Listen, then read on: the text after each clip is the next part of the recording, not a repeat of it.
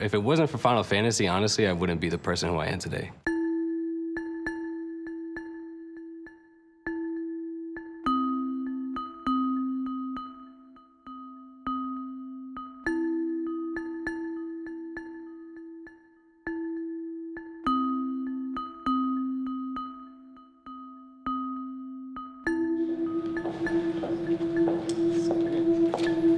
Right off camera, take a seat. Camera's this way. We're gonna see each other. We're actually gonna have a visual conversation. Take a seat. You're gonna look right into the camera. All right, welcome. Everybody ready? Markers. I lived in South Central LA for such a long time, and being in an area that doesn't have a lot of hope and somewhat back in the early 80s, that was my way to escape all the violence and everything. So I think if anything, video games kind of helped me stay astray from all the other stuff that was going around my life. We would have to sit there and watch my dad play these video games, and I loved my dad and he was my role model, and it was like, oh, I want to be like my dad. So if he's gonna play video games, well, I'm gonna play video games. Just being able to have a real gaming system in my hands and able to play it whenever the TV wasn't being used, that was the most fun I ever had growing up. I was very, I guess we would say, socially awkward young man. My mom got me a regular Nintendo, and she noticed that when I would play with other kids, I'd have a controller and they had a controller, and she told me that was the only time that I would really kind of open up and talk to them. So I always kind of say that without video games, there's no way that I'd be where I am today. What's definitely been a huge influence for me, the Final Fantasy series, as a developer, as a fan, as a gamer, especially number 7. I think for me, that's probably like the greatest game of all time. I have an older brother, and when we were little, our parents would host Christmas parties, and we'd kind of get locked into the basement, and we'd end up playing video games all night. One of the games I actually played when I was younger was Final Fantasy IX. It was a big bonding experience for us. Someone would take the controls, and the rest of us would watch and comment and tell the other person where to go, what we thought, all that fun stuff. For me, I was kind of a weird kid and it's hard to connect to people. And then I started to get into RPGs with Final Fantasy. I liked video games a lot and my friends really didn't. And so when that game, Crystal Chronicles, came out and it was multiplayer, I really wanted to play it with my friends. So I actually bought an extra Game Boy Advance just so I could have enough for everyone to play. And every day after school, we would all play together. And that really brought us closer together. I was definitely the best one. I had to kind of tell them what to do, but it was still lots of fun. I think my first Final Fantasy game was Crystal Chronicles, actually, which is probably not one that's normal. But I also had an older brother, and he was really into gaming before me, and he'd walk me through the story, even though I was a little kid and I didn't know what I was doing. So that was a really good memory for me. When you're a kid and you have a sibling that's really, really different from you, sometimes it's hard to find common ground. So I feel as a result of playing games together, we sort of developed a better bond than we would have had otherwise. For me, it was Final Fantasy VI.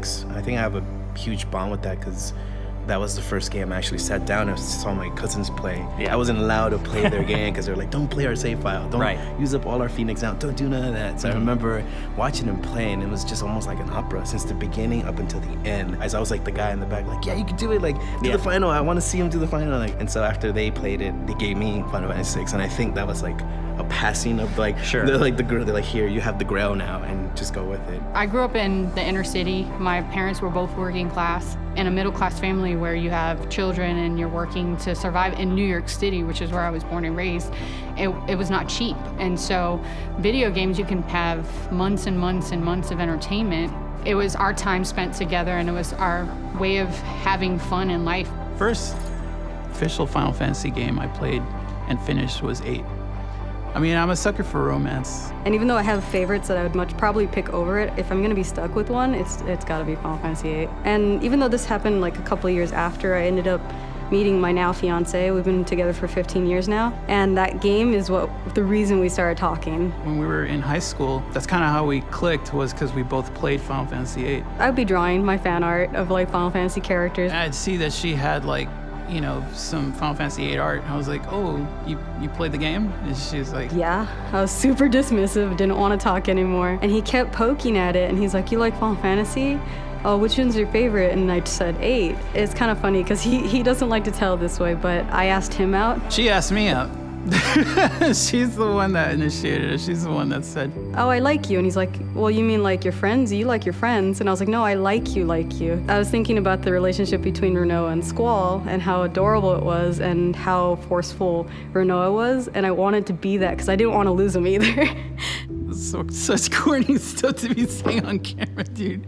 I've played nearly all of the Final Fantasies since then, and they're all memorable and they're all attaching, but 8 has that part of my heart. As a developer, when Final Fantasy VII came along, it kind of shocked me. People had been playing the games before and cared about the story, but I think Final Fantasy VII really changed people's perspective of what story meant to a gamer and their connection to the characters, you know, and when one of those characters dies, the emotional potential in game storytelling. And I think that kind of took me for a surprise. I wasn't really that kind of gamer. I wasn't heavily, I was a writer, and I didn't have a lot of sort of faith that people would care about narrative in games. And I think Final Fantasy VII showed very clearly that could be a driving force for people's interest in a game. The first time I played Final Fantasy VII, I was like, oh, there's like a story and just the characters, and there's kind of like the Cloud was had like teen angst, which I was going through at that point in time in my life, and I just really related to it. It made every other game feel like a kid's game after that. The first thing that really hit home for a lot of us as a gamer was that first opening cinematic. And that's the first time really like you see cinematic-esque moments like being portrayed in a game that's that kind of quality. You know, everything was 3D for RPG, which is new. And then it pulls you back to gameplay. And I think that immersion is the biggest thing. The first game that I ever actually watched someone play and enjoyed watching them play it was Final Fantasy VII. I was at my buddy Chris's house, and I remember the music being really cool. And I was like, oh, you know, what's this game? So he's explaining it to me. And then they play the victory fanfare. And I don't know what happened to my mind, but like it was like someone just poured like orange Jolly Ranchers all over my body, and I just like couldn't contain it because of that victory fanfare. That's like, I saw him play for 20 minutes maybe. I went and I bought this game. I legit listened to it, just let it run for like an hour and a half, 2 hours. So first it was the music that I loved, and then the story on top of it. And to me, that's got the best character development of any game ever. And it took me to a completely different world that I'd never thought that I would experience through video games. So that is the game for me that really broke me in and told me, this is my life now. These characters, even though they're like made up characters, they're still going through these struggles. That's one of the things for me, like I'm able to relate to back in my personal life and say, okay, like no matter what really happens, I can always really overcome if I need to. I think losing myself in these stories with these great characters kind of just helped me cope with the everyday realities of, you know, being bullied and being around people who aren't really as, maybe as accepting. I was a nerd, and video games were, for me, gave me hope that there is something more out there than just getting bullied at school. Final Fantasy IX, the main character, Zidane, kind of goes through some major stuff toward the end of the game, and he feels like he's alone. And then there's this really, really beloved sequence by fans where really all of his friends, one by one, come to his aid and remind him that, hey, he's not alone, and there are other people out there like you, and it's gonna be okay. It kind of gives you a window into a different, kind of more accepting world in a way. Even though, if it's not the real world, it still gives you some hope that things can be a little better when you get older and things like that. I wanted to get a full sleeve tattoo, and I figured if I got a full sleeve tattoo of my favorite video game, it'd always remind me to be like young and a kid in heart and not take life and myself too seriously. If I ever needed my compass and whatever, I could just look down at my arm, and I was like, okay, that's my inspiration. Kind of get yourself back on track. Can you walk us through it? Yeah, sure. I have Cloud and Sephiroth from 7. I have Tidus, and kind of like a really emotional scene from Final Fantasy X with Yuna there, and then Aerith, Ares. I have Sephiroth down here as well. Spoiler alert, but he does something really bad to her. Genova, and then even Kingdom Hearts at the top here. 8 was the one that truly opened up, for me, my love for RPG. 10 was when I married the franchise. When I play Final Fantasy, I had to keep a journal. Like, I had to keep track of everything I did, every step I took. I have like 20 of these at home. People who play the franchise will understand there's so many things you do in that game, and you step away from it for 3 days and you'll forget what you last did because you've done so much between then and the last time you picked it up. Next time I play, I have to make sure I do this first, and I'll keep track of it, every little bit of it. Common misconception that a lot of people have about the Final Fantasy series is that, frankly, we're up to 15. And when they want to start getting into the series, they say, which one do I start with? Which is the Final Fantasy game that I will play? For people who don't know, they're like, well, do I have to play the first 14 games? And you have to explain to them, no, each game is a standalone title. Each Final Fantasy game has a different kind of world. And feel to it. And the feel to it, you know, like the music, the characters, the world itself, like what's going on. But I think anybody, especially seeing like a new Final Fantasy game, it's all about brotherhood, it's all about like friendship, it's all about like sticking together and stuff, and I feel that it's a simple game for anybody to pick up. So you can pick up Final Fantasy X and never have played Final Fantasy 9, 8, or 7. What will end up happening is you'll play Final Fantasy 15, you'll fall in love with the game, and then all of a sudden you're buying an old PlayStation 3 so that you can play 10 and 10-2 and 12 and 13, and you're just gonna fall in love with the franchise and backdate yourself because it's so different every time you play it.